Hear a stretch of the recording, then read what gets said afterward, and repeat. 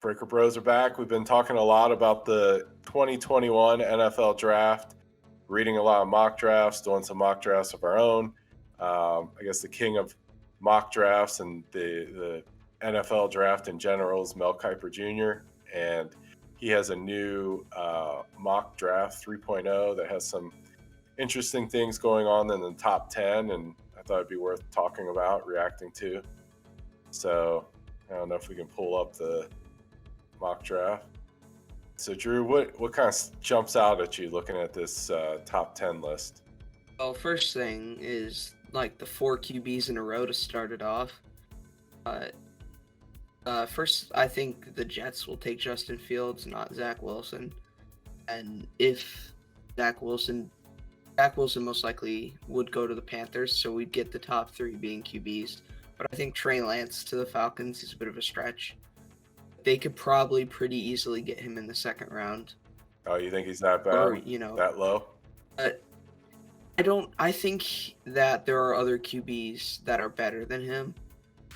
I think he's getting a bit of a boost in his rating because he's from the same school as Carson Wentz.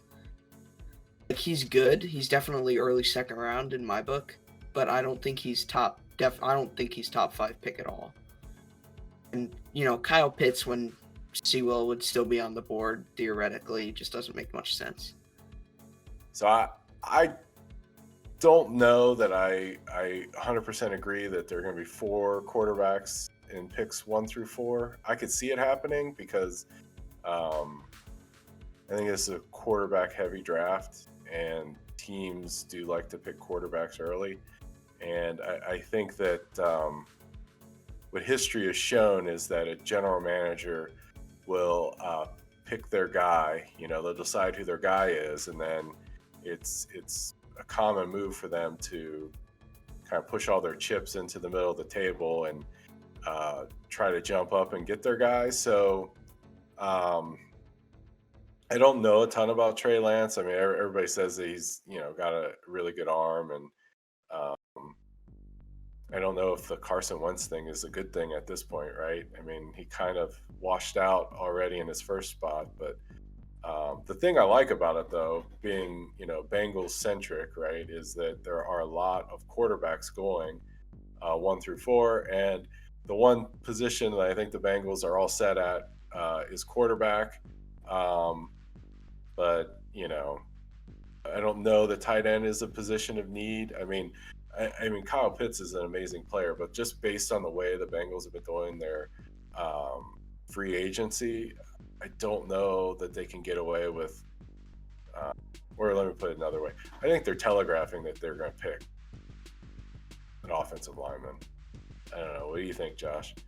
I don't necessarily agree with that. I think they position themselves just to, the obvious pick, yes, is a lineman, but I don't necessarily think that they're telegraphing that they're going to pick a lineman because they've already signed some offensive linemen and then let a few people go in the offseason. So I think by adding Reef to the line, it actually adds flexibility.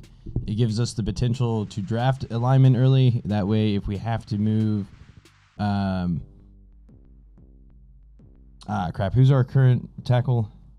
Jonah Williams. Yeah, Jonah Williams. If we have to move him to the right tackle and then move Reef into the guard, then we could put Penei Sewell at left tackle.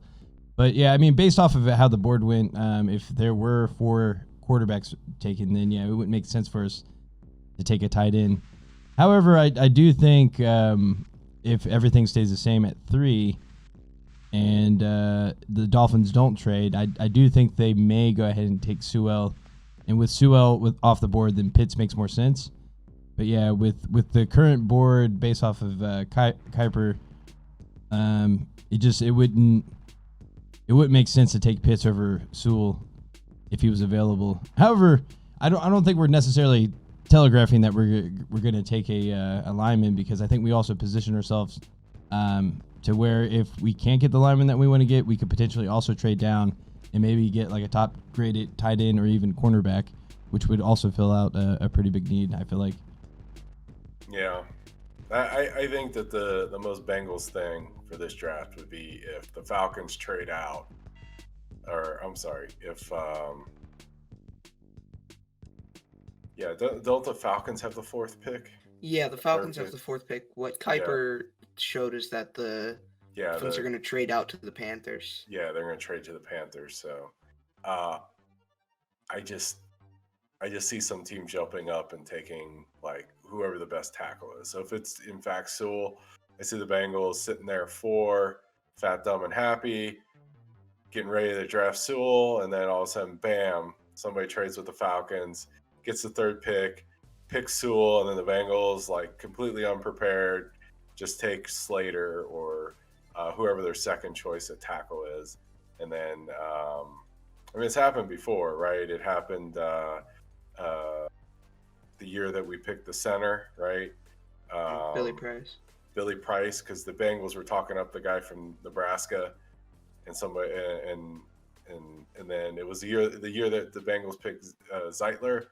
I think they were talking about some other guard, DeCastro. They wanted DeCastro, and then the Steelers jumped up 1 pick in front of them, took DeCastro, and then the Bengals took Zeitler. So Zeitler wasn't bad. No, he wasn't bad, but that's my biggest fear going into this is that it's clear and obvious what they want, what they're doing, right? I don't know. I just wish they would have signed a complete starting offensive line and then draft either Pitts or Devontae Smith or Jalen Waddle. Where they're at now, they could use the receiver, they could use the lineman, but they only get 1 pick.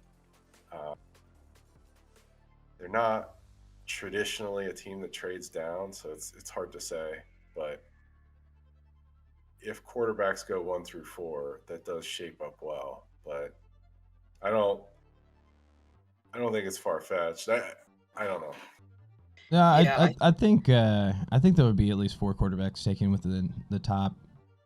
I'd say at least top 7 picks based off the teams. Right, The yeah. Lions, Eagles, Falcons, and then if Carolina has enough firepower, they can trade in.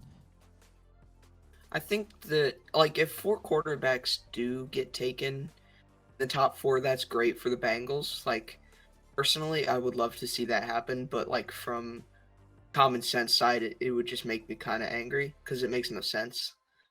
But you It know, makes no sense. If you need a right? Like quarterback, you got to pick one, right?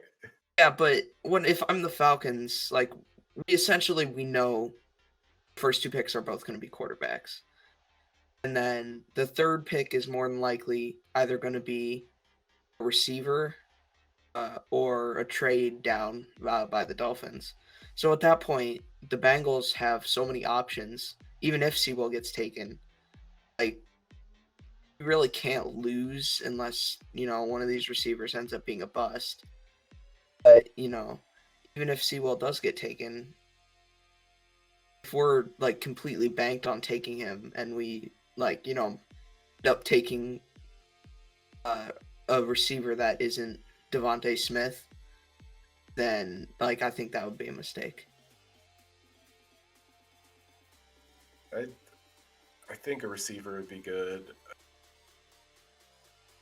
I feel like you can't pick a receiver unless, I guess you pick an offensive lineman in the 2nd round then, or you trade back into the I into the was 1st like round. the scenario where the Dolphins take Sewell, and you can't miss by taking a receiver essentially because we do need one to be our second. But if Sewell's off the board, the Bengals are still sitting pretty when it comes to draft pick. Yeah, no, I can see the Dolphins, but then again, maybe the Dolphins trade Out, then Sewell's basically in the bag. But if they don't, then it's going to be onto the wire. Yeah. I think there's a strong possibility that they'll trade out. Who? The Dolphins? Yeah. Yeah, because that's not their pick. That's the Texans' pick. The Dolphins did really well last year. Yeah, well, and I think just based off of our our mock drafts, the for the Dolphins, they can trade down and still get their guy. That's the crazy part. Like, Their guy again? well, I mean, unless you're talking about offensive linemen, if they really want him, then they would just draft him. But what I'm saying is, they could trade down and get their receiver basically, and not essentially like if they're really going into this draft wanting a receiver, then they have a really good potential to trade down because someone's going to overspend for one of these prospects. One of these teams will. I'm confident. Yeah, for a quarterback. Yeah. Well, we're just going in the scenario of... if like top 3 or maybe top 4 go quarterback, or if the Dolphins trade out. But like I said, if they trade out to even like Lions or so the Panthers had the 8th pick. Is that how it went? Yeah. Okay, so the Panthers. I can even see the Eagles trying to trade up to get in front of the Falcons if they really like a guy for a quarterback. Yeah, why not? I feel like a lot of these teams could. They got that pick, right? Mm-hmm. But I could also see if they don't have that quarterback, like say maybe if they feel like they can't get the top 3, or maybe even like Zach Wilson might be worth trading up, then I think the Eagles are perfectly fine taking like Jamar Chase, Devontae Smith, or Waddle. But at the same time, like I said, it for the Dolphins to just drop a few picks for like a team to overspend on a quarterback is really not that big of a deal because they could still get one of the top 3 receivers. Yeah. Right now, the Dolphins are in a great position because the teams in front of them don't have the best history drafting. Like, the Bengals and the Jets definitely don't draft. Like, traditionally, they're not great drafters. They hit on maybe 50% of their picks. There's been a lot of busts out of there. So the Dolphins are already a good team, and they have a top 3 pick. So they could grab probably a pretty massive haul from the Panthers or someone trying to get in there and get Zach Wilson or Justin Fields. True.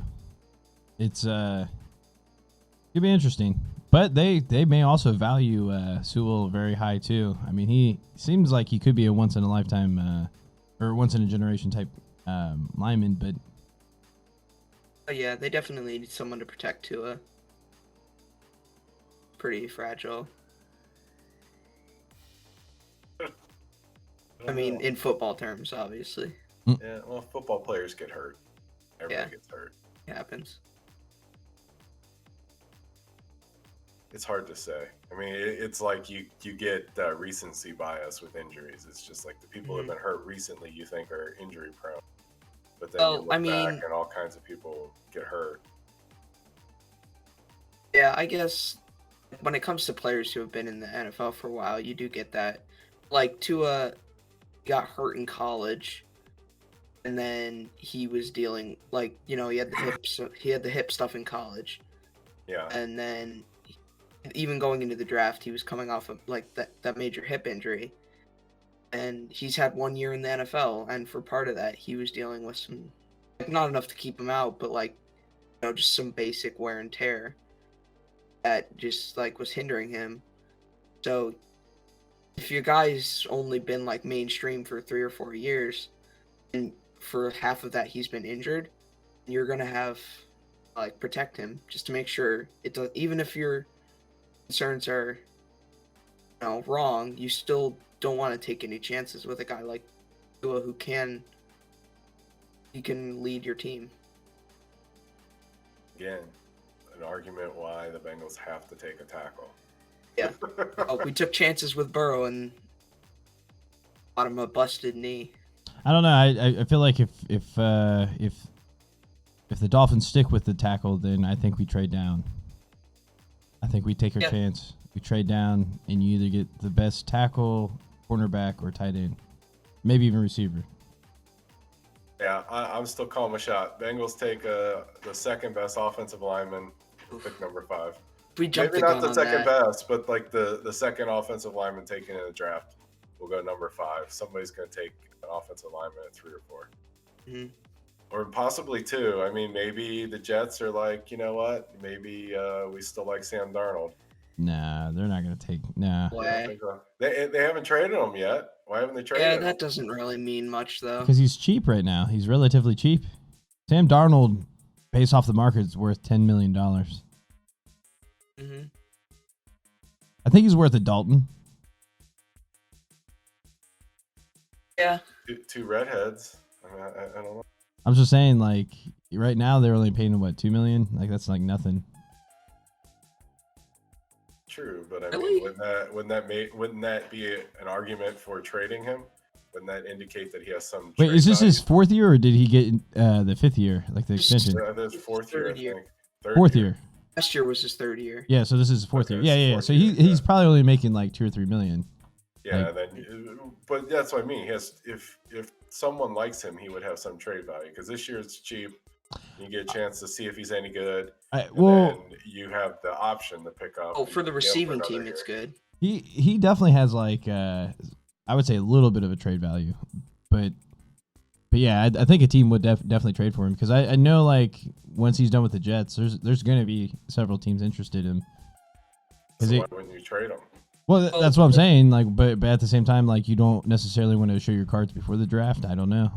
But I think if you're the Jets here, you have to get it out because right now, most you're gonna get for him is like maybe a 3rd in this year's draft, and like a player or something that's like not gonna make a big impact on your team. or maybe the So if Jets you're- are still holding off or holding out for If you're Watson. going to pick a quarterback, then Maybe. then Sam Darnold has like no value, right? I think you gotta take a chance. to You your, gotta to your either playing team. let him start and like prove himself and give himself value and then flip him at the deadline, or you just let him run into free agency and your risk has not panned out. I think this is one of the rare ones where I would encourage a team to be risky with an asset.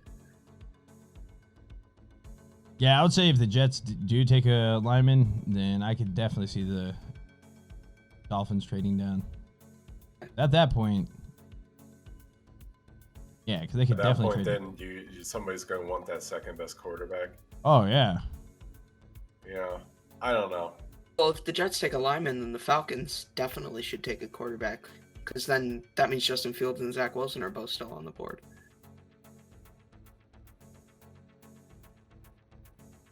yeah. I just don't see them passing up on Zach Wilson unless for some reason they think they could still get Watson, and that's why they're holding on to the. We'll see.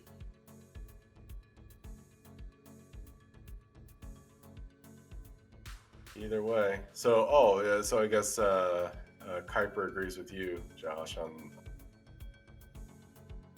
Jamar over Devontae Smith. I'm still. Actually, he does not. He Doesn't?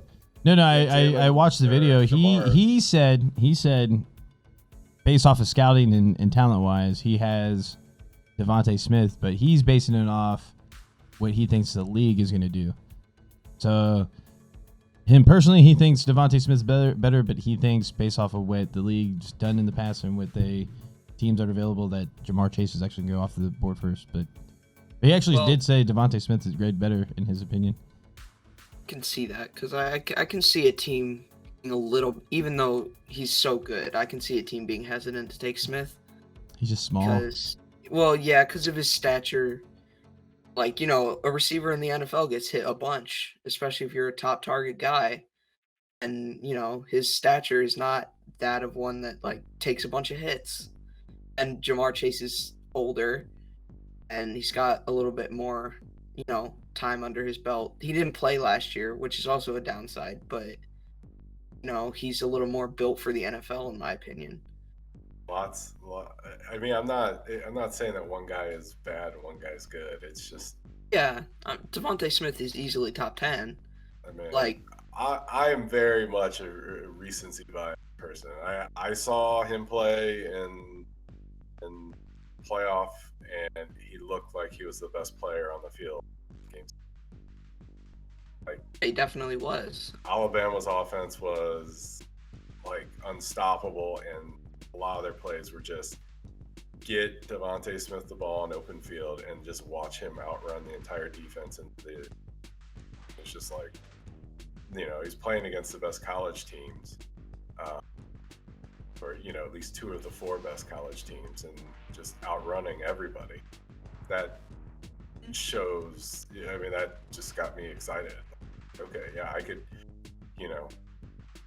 And see I that would suiting say up for my team. Ohio State is pretty well known for their DBs. Like most of them go pretty high in the NFL draft, so it's like the competition's pretty good, especially when they got to the, like you said, the college playoffs. So like he definitely has talent. It's just I don't know. He's definitely one of those ones where if he does slide and people are gonna look back and they're gonna be like, well, how did he slide? It's gonna be one of these things where somehow he gets disqualified, not necessarily based off of performance, but some type of metric. Yeah, well, I'm not saying that Smith is. I think Smith is definitely the best receiver in the class.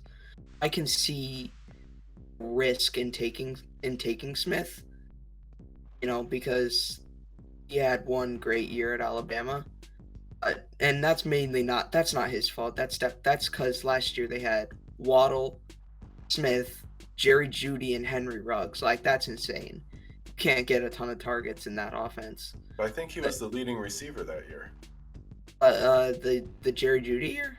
I think so. I thought that was Jerry Jeudy. I don't know. But I have to look it up. But either way, those top 3 receivers across the board, they're all solid picks for sure. Jalen Waddle is insane. Like, he played 4 games, but in those 4 games, he got like 6 touchdowns. He was making great catches. He's kind of Henry Ruggs.